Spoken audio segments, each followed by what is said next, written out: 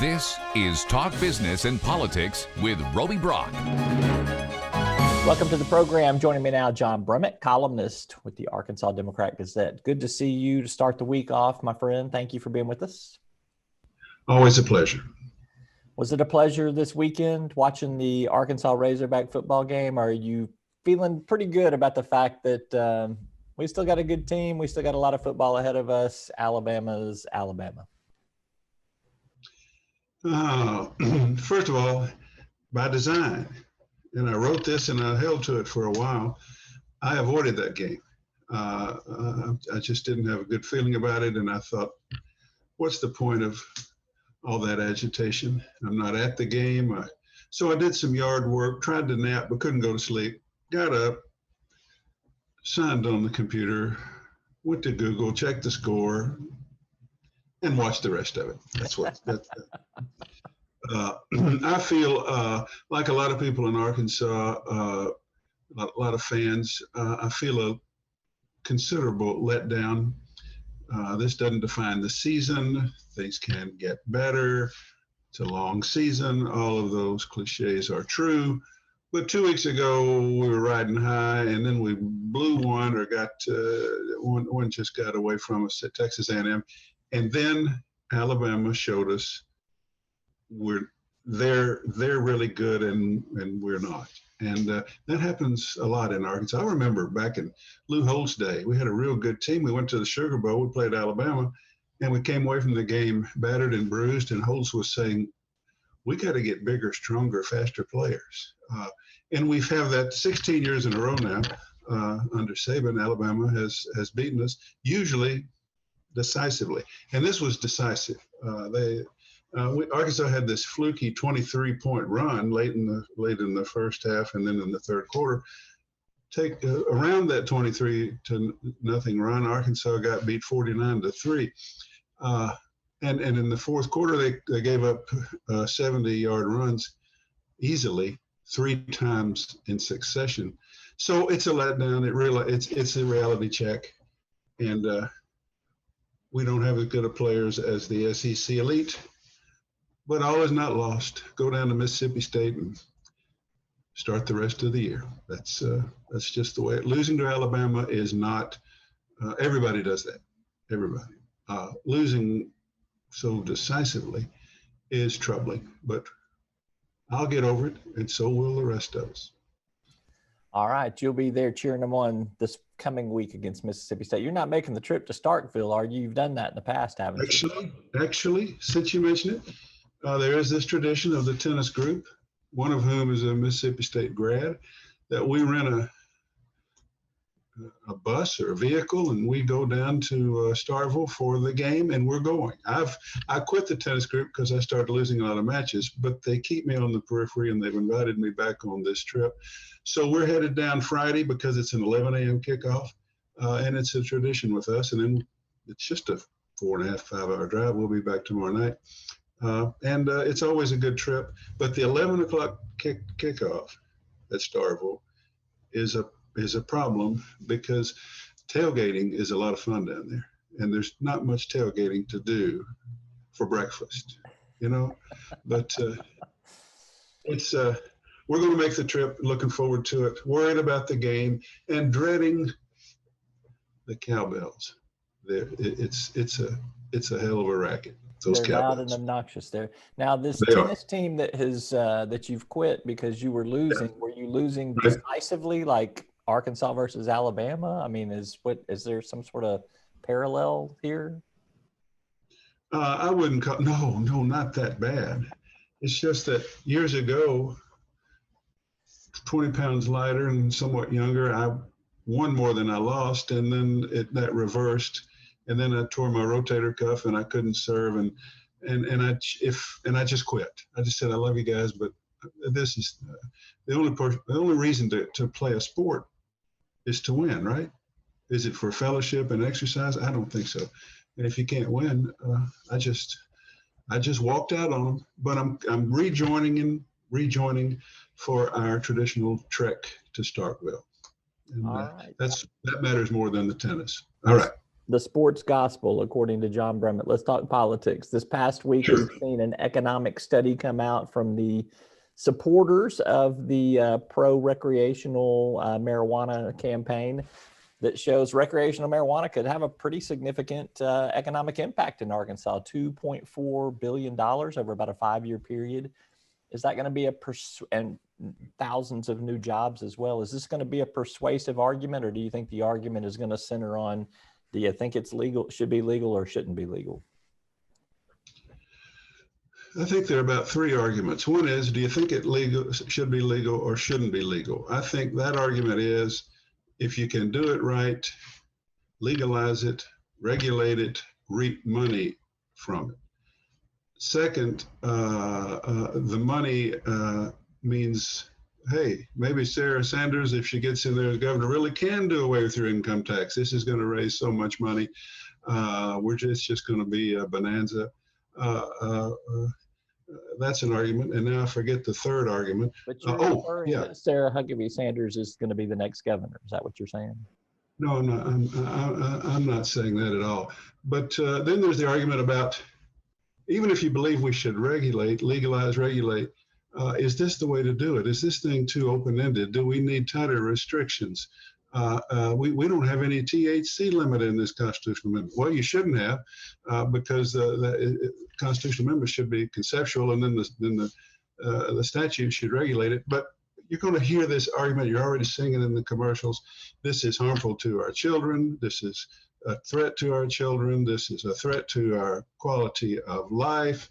And Colorado has had a horrible experience, and infants are testing positive for marijuana. You're going to hear that against the general argument and the economic argument. And I don't know how it's going to go. I do know this. Your poll, 58.5 in favor. I think that's a starting high point for the amendment. I think this is one of those issues that, as we get closer, it's going to narrow, and we'll see if it narrows or if it is overtaken. And there's going to be, I'm already seeing. Are you seeing these things on television? Yesterday, Sunday morning, they were all over. It's more advertising, more attention there than on any other race in Arkansas.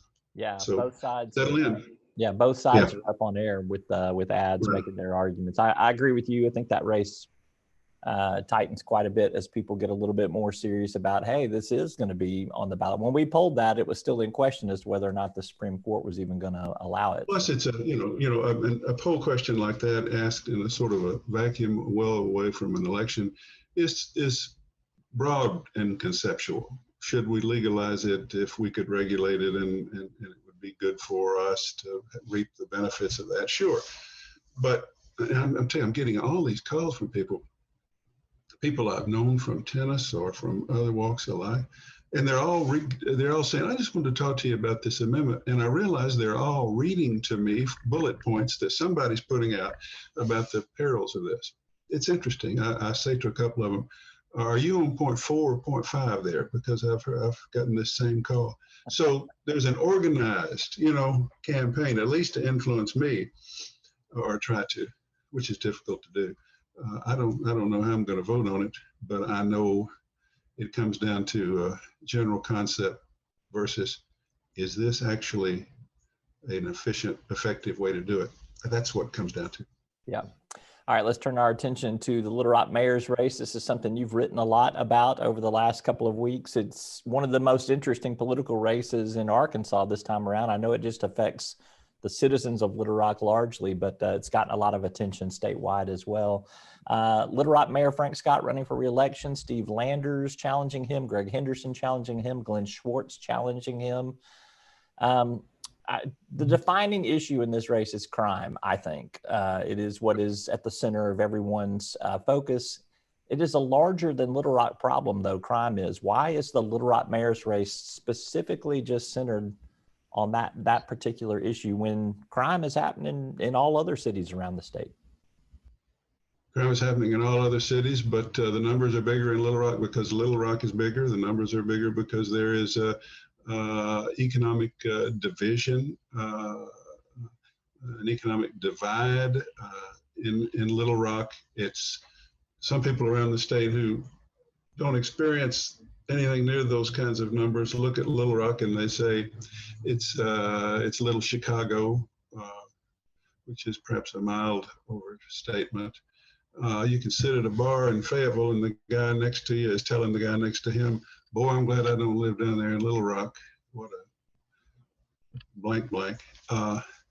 That's why it captures the state's attention. Little Rock doesn't dominate the state's news like it did before Northwest Arkansas became its own state almost, but it's still a big story. Crime is the big issue. That's why that's the foundation for Lander's campaign. But what you know is happening now is that something else is being introduced to it, and it's whether the Scott administration is on the up and up and effective at running the city in a broad sense, not just about crime. We've got all these revelations about people at each other's throats down at City Hall about whether the Scott administration told us the truth about this festival and whether this festival is going to be a joke. We've got city board and the mayor not getting along at all. You have secrecy and backbiting and pretty serious accusations. So it's become a bit of a spectacle absent crime. And remember, in a multi-candidate race, you win without a runoff if you lead the ticket and get 40% plus one. Right. Scott has a natural advantage demographically, his support south of 630. But really, that's Baker Kerr's giving a full-throated endorsement of Landers and attack on Sanders. It's getting interestinger and interestinger. And I found it the main thing to write about lately. Curiouser and curiouser is what they said in Alice in Wonderland. So, yeah. I know, but I tried to adapt that. Well, I want to stay on this issue of crime for just a second here, because one of the things I hear a lot of blame on Mayor Frank Scott for that. I'm not trying to defend him, but I mean, I think the mayor, and certainly he's had some problems with his relations with the police department, and that's a big problem in this campaign, and it's one of the reasons why we see the crime problem that we have. But you have the parole board and the governor exercising this Emergency Powers Act and literally over the last couple of years putting thousands of parolees back on the streets, particularly in Little Rock. And there doesn't seem Little Rock's a dumping ground for parolees. Yeah, there doesn't seem to be any finger pointing that a Republican governor, Republican-led parole board, and a Republican legislature that's had money to build another prison over the last 8 years they've been in charge. Nobody seems to be saying, hey, why didn't y'all do something about this when you had a chance? Why is that? Well, Roby, you understand.